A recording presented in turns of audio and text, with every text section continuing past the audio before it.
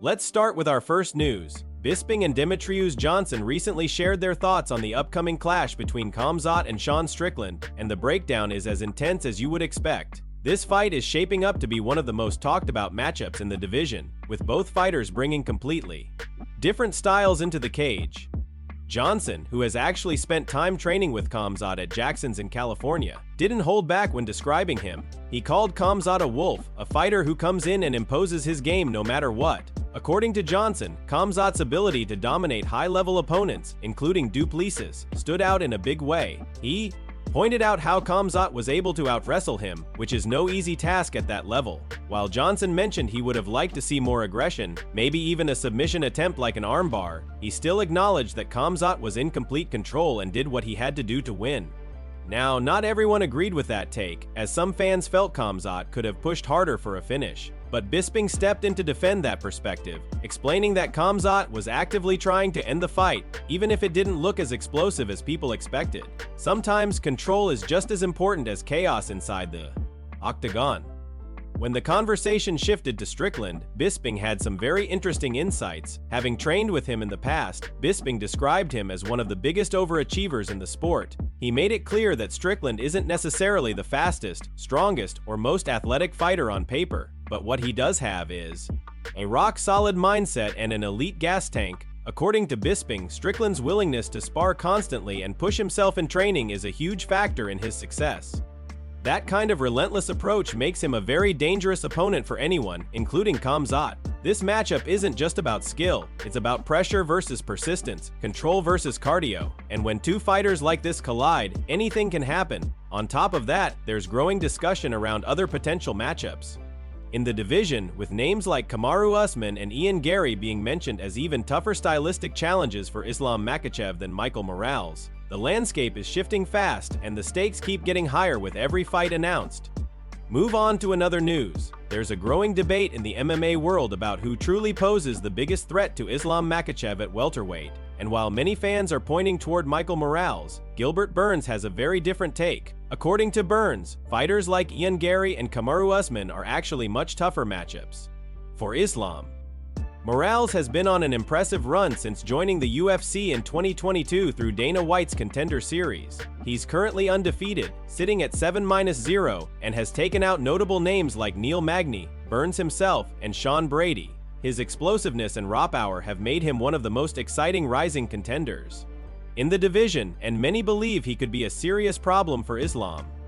However, Burns isn't fully convinced. He explained that while Morales is definitely dangerous early in the fight, especially with his size and athleticism, Islam's grappling could completely change the dynamic. Burns believes Islam would likely push him against the cage, secure takedowns, and control the fight on the ground over time. That pressure could drain Morales and potentially lead to a late finish. But when it comes to Ian Gary, Burns sees a completely different challenge. He described Gary as extremely fast, highly technical, and constantly improving, especially in his jiu-jitsu. That speed and precision could make it very difficult for Islam to close the distance and implement his usual game plan. Gary's striking and movement add a layer of unpredictability that could disrupt even the most dominant grapplers. Then there's Usman, a fighter with elite experience, physical strength, and championship-level composure. Burns pointed out that both Usman and Gary have significant advantages in size, reach, and high-level fight experience. These are fighters who have been tested repeatedly against top competition, making them far more complete and durable threats. It's also worth noting that Morales hasn't yet been tested by a top-tier grappler over an extended period. While he finished both Brady and Burns quickly, neither fight allowed us to see how he handles prolonged grappling pressure. And if there's one thing Islam excels at, it's dragging opponents into deep waters and breaking them down over time. In Burns' view, while Morales is a rising force, the real challenges for Islam come from fighters who combine size, experience, and well-rounded skill sets at the highest level. Move on to another news. Jiri Prochazka has just shared some huge and deeply personal news, giving fans a glimpse into one of the most important moments of his life. Taking to social media, Jiri revealed the birth of his first child, a daughter named Eleonora, and his message carried both emotion and intensity. He began by expressing gratitude and admiration, saying that the strength shown by the child's mother was something he had never witnessed before. It was a moment that clearly left a powerful impact on him, as he described the experience as something beyond anything he had faced, even inside the cage, for a fighter known for his warrior mentality. This was a completely different kind of battle, one rooted in life, love, and responsibility. Jiri didn't just stop at celebrating the birth of his daughter. He also addressed the criticism surrounding his last fight, making it clear that he is not backing down from the noise. He stated that before the end of the week, he plans to respond to what he called the BS circulating online. That message alone signals that Jiri is locked in and ready to confront both his critics and whatever comes next in his career. He referred to those criticizing him as hyenas, making it clear that he sees the negativity and is preparing to answer it head-on. This is the same mindset that has defined his fighting style: fearless, direct, and unapologetic. Whether inside the octagon or outside of it, Jiri continues to stand firm in what he believes. One of the most powerful parts of his message was when he reflected on the experience as the title fight of life. That statement speaks volumes about how much this moment means to him. Despite everything he has achieved in MMA, Jiri emphasized that this personal victory stands above it all. He even went as far as to say that he feels like a champion because of it. This blend of personal triumph and competitive fire shows exactly why Jiri remains such a compelling figure in the sport. He is not only focused on fighting opponents, but also on staying true to his principles and evolving as a person. With this announcement, Jiri has reminded everyone that while fights come and go, moments like these define a legacy far beyond the cage. Move on to another news. Arman Tsarukyan has sparked massive attention online after issuing a bold challenge aimed at boxing star Ryan Garcia, putting up a $1 million incentive for what he calls a simple test of survival inside MMA sparring. Arman reacted after seeing comments circulating online and quickly fired back with a direct offer. He dismissed the idea of small money rounds and instead raised the stakes dramatically.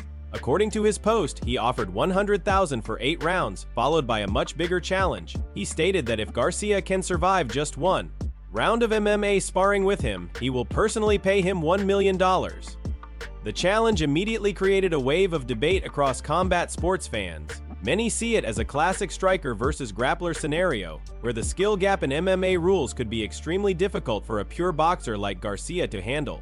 Others believe it is more of a promotional stunt designed to generate hype and attention rather than a serious competitive offer.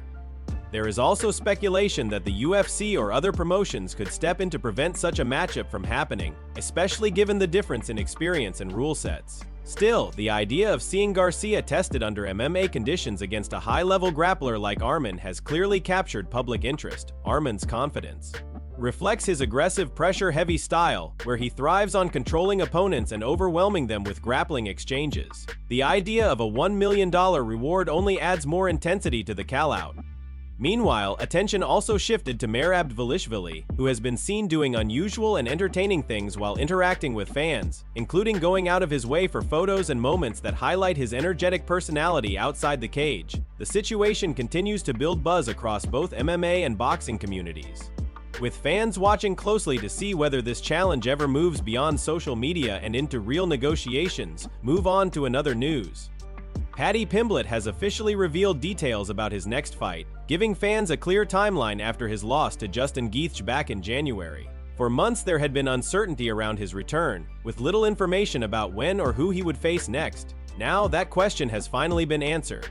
In a recent interview with BBC Sport, Paddy confirmed that he will be returning during International Fight Week. He stated that he is expected to fight in roughly 12 weeks, locking in July 11th as the official date. This announcement immediately sparked major discussion among fans, as many had been waiting to see how he would bounce back after his recent setback.